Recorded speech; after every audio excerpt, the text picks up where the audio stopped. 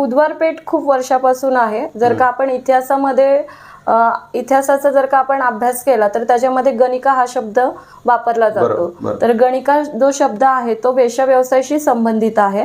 आणि या ठिकाणी असं म्हणजे ब्रिटिश आल्यानंतर सुरू झालं, पेशवेकालीन हा व्यवसाय होता. तर अशा पद्धतीने चर्चा आहे मोठ्या प्रमाणावरती. पण एकंदरीत हा व्यवसाय खूप प्राचीन काळापासून सुरू आहे.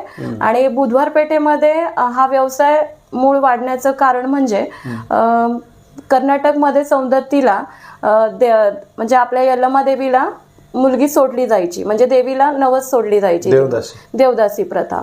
तर देवदासी ताई मर्गी गल्लीमध्ये म्हणजे बुधवार पेठेतला एक मर्गी गल्लीचा पॉकेट आहे, त्या ठिकाणी एक ताई त्या ठिकाणी राहायला आल्यात. आणि मग तेव्हापासून एका घरापासून दुसरं घर, दुसऱ्या घरापासून तिसरं घर, कारण की हा जो बुधवार पेठेचा भाग होता या ठिकाणी गृहग्रस्तीचीच लोक राहत होती, चांगल्या घरातली लोक या भागात राहत होती.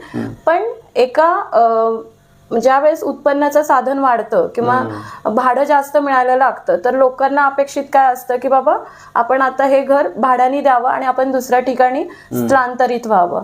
तर ह्या गोष्टीमुळे मग ह्या भागामध्ये बुधवार पेठेचं प्रमाण वाढत गेलं आणि लोक वेगवेगळ्या ठिकाणी राहायला म्हणजे जायला लागले. कारण की सहज 30-35 हजार रुपये एका खोलीचं भाडं यायला लागलं तर लोकांना ते सोयीस्कर वाटायला लागलं.